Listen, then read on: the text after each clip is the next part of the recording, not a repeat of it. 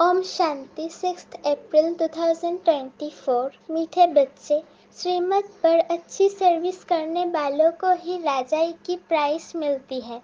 तुम बच्चे अभी बाप के मददगार बने हो, इसलिए तुम्हें बहुत बड़ी प्राइस मिलती है। प्रश्न, बाप की ज्ञान डांस किन बच्चों के सम्मुख बहुत अच्छी होती है? उत्तर, जो ज्ञान के शौकीन है, जिन्हें योग का नशा है, उनके सामने बाप की ज्ञान डांस बहुत अच्छी होती है। नंबरवार स्टूडेंट है, परंतु ये वंडरफुल स्कूल है। कईयों में जरा भी ज्ञान नहीं है, सिर्फ भावना बैठी हुई है। उस भावना के आधार पर भी वर्षे के अधिकारी बन जाते हैं। ओम शांति। रूहानी बच्चों को रूहानी बाप समझाते हैं।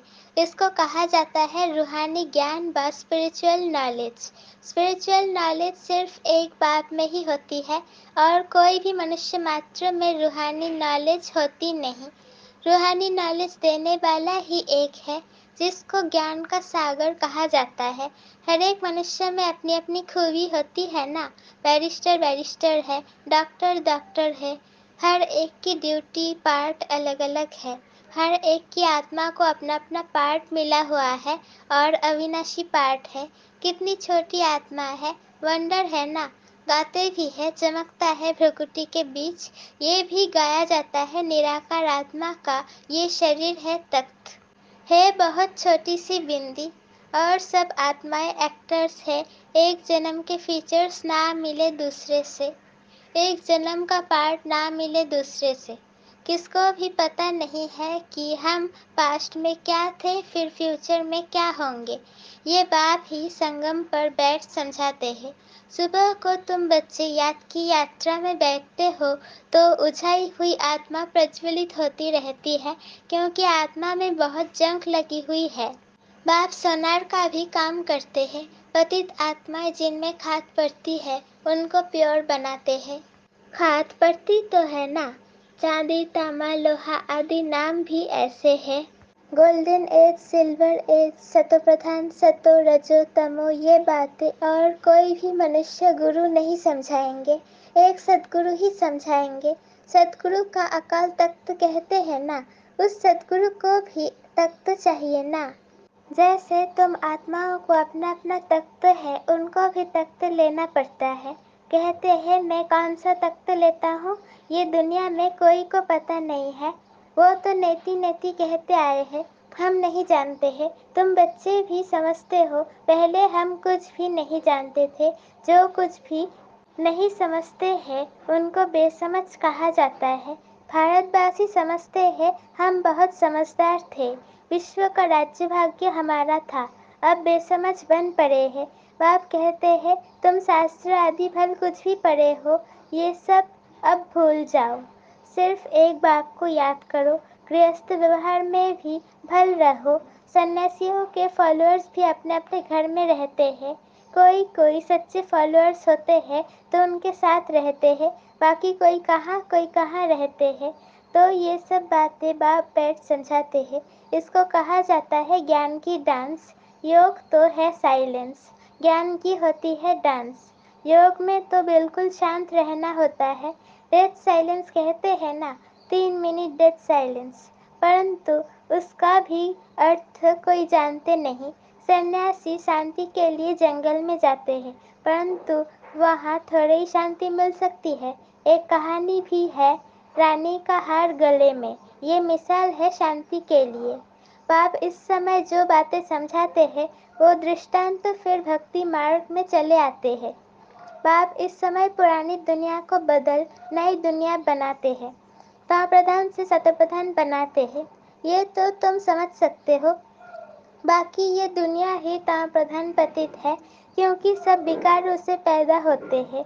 देवता तो विकार से पैदा नहीं होते, उनको कहा जाता है संपूर्ण निर्विकारी दुनिया, प्राइसलेस वर्ल्ड अक्षर कहते हैं, परंतु उनका अर्थ नहीं समझते। तुम ही पूज्य सो पुजारी बने हो। बाबा के लिए कभी ऐसे नहीं कहा जाता। बाप कभी पुजारी बनते नहीं, मनुष्य तो कण कण में परमात्मा कह देते हैं। तब बाप कहते हैं भारत में जब जब ऐसी धर्मग्लानि होती है वो लोग तो सिर्फ ऐसे ही श्लोक पढ़ लेते हैं, अर्थ कुछ भी नहीं जानते। वो समझते हैं शरीर ही पतित बनता है, आत्मा नहीं बनती है। बाप कहते हैं पहले आत्मा पतित बनी है, तब शरीर भी पतित बना है। शरीर में ही खाद, सोने में ही खाद पड़ती है, तो फिर जेवर भी ऐसा बनता है, परंतु वो सब है भक्ति मार्ग में। बाप समझाते हैं हर एक में आत्मा विराजमान है। कहा भी जाता है जीवात्मा। जीव परमात्मा नहीं कहा जाता, महान आत्मा कहा जाता, महान परमात्मा नहीं कहा जाता। आत्मा ही भिन्न भिन्न शरीर लेते पार्ट बजाती है, तो योग है बिल्कुल साइलेंस। ये फिर है ज्ञान डांस। बाप की ज्ञान डांस भी उन्हों के आगे होगी जो शौकीन होंगे। बाप जानते हैं किसमें कितना ज्ञान है, कितना उनमें योग का भी नशा है। टीचर तो जानते होंगे ना, बाप भी जानते हैं कौन कौन अच्छे गुणवान बच्चे हैं। अच्छे अच्छे बच्चों का ही जहाँ तहाँ बुलावा होता है। बच्चों में भी नंबरवार है, प्रजा भी नंबरवार पुरुषार्थ अनुसार बनती है। ये स्कूल अथवा पाठशाला है ना, पाठशाला में हमेशा नंबरवार बैठते हैं। समझ सकते हैं फलाना होशियार है, ये मीडियम है। यहाँ तो ये बेहद का क्लास है, इसमें किसको नंबरवार बिठा नहीं सकते। बाबा जानते हैं हमारे सामने ये जो बैठे हुए हैं, इनमें कुछ भी ज्ञान नहीं है, सिर्फ भावना है। बाकी तो न ज्ञान है न याद है। इतना निश्चय है ये बाबा है, इनसे हमको वर्षा लेना है। वर्षा तो सबको मिलना है, परंतु राजाई में भी नंबरवार पद है। जो बहुत अच्छी सर्विस करते हैं उनको तो बहुत अच्छी प्राइस मिलती है। यहाँ सभी को प्राइस देते रहते हैं, जो राय देते हैं, माथा मारते हैं, उनको प्राइस मिल जाती है। अभी तुम जानते हो विश्व में सच्ची शांति कैसे हो। बाप ने कहा है उनसे पूछो तो सही कि विश्व में शांति कब थी, कभी सुनी व देखी है? किस प्रकार की शांति मांगते हो, कब थी? तुम प्रश्न पूछ सकते हो, क्योंकि तुम जानते हो जो प्रश्न पूछे और खुद ना जानता हो तो उनको क्या कहेंगे। तुम अखबारों द्वारा पूछो कि किस प्रकार की शांति मांगते हो। शांति धाम तो है जहाँ हम सब आत्माएं रहती है। बाप कहते हैं एक तो शांति धाम को याद करो, दूसरा सुख धाम को याद करो। सृष्टि के चक्र का पूरा ज्ञान ना होने कारण कितने गपोरे आदि लगा दिए हैं। तुम बच्चे जानते हो हम डबल सिरताज बनते हैं। हम देवता थे, अब फिर मनुष्य बने हैं। देवताओं को देवता कहा जाता है, मनुष्य नहीं, क्योंकि दैवी गुण वाले हैं ना।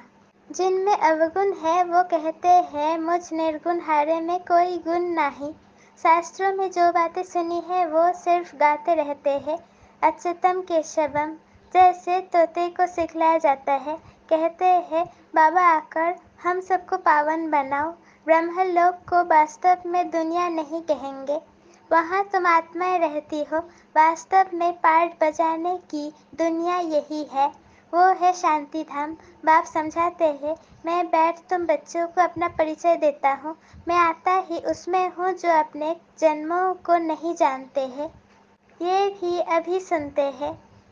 मैं इनमें प्रवेश करता हूँ। पुरानी पतित दुनिया रावण की दुनिया है, जो नंबर 1 पावन था, फिर वही नंबर लास्ट पतित बना है। उनको अपना रथ बनाता हूँ। फर्स्ट जो लास्ट में आया है, फिर फर्स्ट में जाना है। चित्र में भी समझाया है ब्रह्मा द्वारा मैं आदि सनातन देवी देवता धर्म की स्थापना करता हूँ। ऐसे तो नहीं कहते हैं देवी देवता धर्म में आता हूँ। जिस शरीर में आकर बैठते हैं वही फिर जाकर नारायण बनते हैं। विष्णु कोई और नहीं है, लक्ष्मी नारायण अथवा राधे कृष्ण की जोड़ी कहो। विष्णु कौन है ये भी कोई नहीं जानते हैं। बाप कहते हैं मैं तुमको वेदों शास्त्रों सब चित्र आदि का राज समझाता हूँ। मैं जिसमें प्रवेश करता हूँ वो फिर ये बनते हैं। प्रवृत्ति मार्ग है ना, ये ब्रह्मा सरस्वती फिर वो अर्थात लक्ष्मी नारायण बनते हैं। इनमें अर्थात ब्रह्मा में मैं प्रवेश कर ब्राह्मणों को ज्ञान देता हूँ, तो ये ब्रह्मा भी सुनते हैं। ये फर्स्ट नंबर में सुनते हैं। ये है बड़ी नदी ब्रह्मपुत्र। मेला भी सागर और ब्रह्मपुत्र नदी पर लगता है। बड़ा मेला लगता है जहाँ सागर और नदी का संगम होता है। मैं इसमें प्रवेश करता हूँ। ये वो बनते हैं। इनको वो अर्थात ब्रह्मा से विष्णु बनने में 1 सेकंड लगता है। साक्षात्कार हो जाता है और झट निश्चय हो जाता है, मैं ये बनने वाला हूँ, विश्व का मालिक बनने वाला हूँ। तो ये गदाई क्या करेंगे? सब छोड़ दिया। तुमको भी पहले मालूम हुआ बाबा आया हुआ है, ये दुनिया खत्म होने वाली है तो झट भागे। बाबा ने नहीं भगाया। हाँ, भट्टी बननी थी। कहते हैं श्री कृष्ण ने भगाया। अच्छा, कृष्ण ने भगाया तो पटरानी बना ना। तो इस ज्ञान से विश्व के महाराजा महारानी बनते हो। ये तो अच्छा ही है, इसमें गाली खाने की दरकार नहीं। फिर कहते हैं कलंक जब लगते हैं तब ही कलंगीधर बनते हैं। कलंक लगते हैं शिव बाबा पर। कितनी ग्लानि करते हैं। कहते हैं हम आत्मा सो परमात्मा, परमात्मा सो हम आत्मा। अब बाप समझाते हैं ऐसे है नहीं, हम आत्मा अभी सो ब्राह्मण है। ब्राह्मण है सबसे उच्च कुल। इनको डिनाइस्टी नहीं कहेंगे। डिनाइस्टी अर्थात जिसमें राजाई होती है। ये तुम्हारा कुल है बहुत सहज। हम ब्राह्मण सो देवता बनने वाले हैं, इसलिए दैवी गुण जरूर धारण करने हैं। सिगरेट बीड़ी आदि का देवताओं को भोग लगाते हैं क्या? श्रीनाथ द्वारे में बहुत घी के माल ठाल बनते हैं। भोग इतना लगाते हैं जो फिर दुकान लग जाती है, यात्री जाकर लेते हैं। मनुष्यों की बहुत भावना रहती है। सतयुग में तो ऐसी बातें होती नहीं, ऐसी मक्खियाँ आदि होंगी नहीं तो किसी चीज़ को खराब करे। ऐसी बीमारी आदि वहाँ होती नहीं। बड़े आदमियों के पास सफाई भी बहुत होती है। वहाँ तो ऐसी बातें ही नहीं होती। रोग आदि होते नहीं। ये सब बीमारियाँ द्वापर से निकलती है। बाप आकर तुमको एवर हेल्दी बनाते हैं। तुम पुरुषार्थ करते हो बाप को याद करने का, जिससे तुम एवर हेल्दी बनते हो। आयु भी बड़ी होती है। कल की बात है, 150 वर्ष आयु थी ना, अभी तो 40-45 वर्ष एवरेज है, क्योंकि वो योगी थे, ये भोगी है। तुम राजयोगी राजऋषि हो, इसलिए तुम पवित्र हो। परंतु ये है पुरुषोत्तम संगम युग, मास या वर्ष नहीं। बाप कहते हैं मैं कल्प कल्प पुरुषोत्तम संगम युगे युगे आता हूँ। बाप रोज रोज समझाते रहते हैं, फिर भी कहते हैं एक बात कभी नहीं भूलना, पावन बनना है तो मुझे याद करो। अपने को आत्मा समझो, देह के सभी धर्म त्याग करो। अब तुमको वापिस जाना है। मैं आया हूँ तुम्हारी आत्मा को साफ करने, जिससे फिर शरीर भी पवित्र मिलेगा। यहाँ तो विकार से पैदा होते हैं। आत्मा जब संपूर्ण पवित्र बनती है तब तुम पुरानी जुत्ती को छोड़ते हो, फिर नई मिलेगी। तुम्हारा गायन है वंदे मातरम। तुम धरती को भी पवित्र बनाती हो। तुम माताएं स्वर्ग का द्वार खोलती हो, परंतु ये कोई नहीं जानता। अच्छा, मीठे मीठे सिकी लधे बच्चों प्रति माता पिता बाप दादा का याद प्यार और गुड मॉर्निंग। रूहानी बाप की रूहानी बच्चों को नमस्ते। हम रूहानी बच्चों की रूहानी माता पिता बाप दादा को याद प्यार गुड मॉर्निंग और नमस्ते। शुक्रिया बाबा, शुक्रिया। धारणा के लिए मुख्तसर पहला पॉइंट, आत्मा रूपी ज्योति को प्रज्वलित करने के लिए सवेरे सवेरे याद की यात्रा में बैठना है। याद से ही जंग निकलेगी।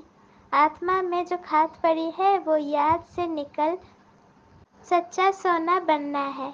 दूसरा पॉइंट, बाप से उच्च पद की प्राइज लेने के लिए भावना के साथ साथ ज्ञानवान और गुणवान भी बनना है, सर्विस करके दिखाना है। बर्तन, चलन और चेहरे से पवित्रता के श्रृंगार की झलक दिखाने वाले श्रृंगारी मूर्त भव। पवित्रता ब्राह्मण जीवन का श्रृंगार है। हर समय पवित्रता के श्रृंगार की अनुभूति चेहरे व चलन से औरों को हो। दृष्टि में, मुख में, हाथों में, पाँव में सदा पवित्रता का श्रृंगार प्रत्यक्ष हो। हर एक वर्णन करे कि इनके फीचर्स से पवित्रता दिखाई देती है। नैनों में पवित्रता की झलक, मुख पर पवित्रता की मुस्कुराहट है और कोई बात उन्हें नजर न आए, इसको ही कहते हैं पवित्रता के श्रृंगार से श्रृंगारी हुई मूर्त। स्लोगन, व्यर्थ संबंध संपर्क भी अकाउंट को खाली कर देता है, इसलिए व्यर्थ को समाप्त करो। व्यर्थ संबंध संपर्क भी अकाउंट को खाली कर देता है, इसलिए व्यर्थ को समाप्त करो। ओम शांति।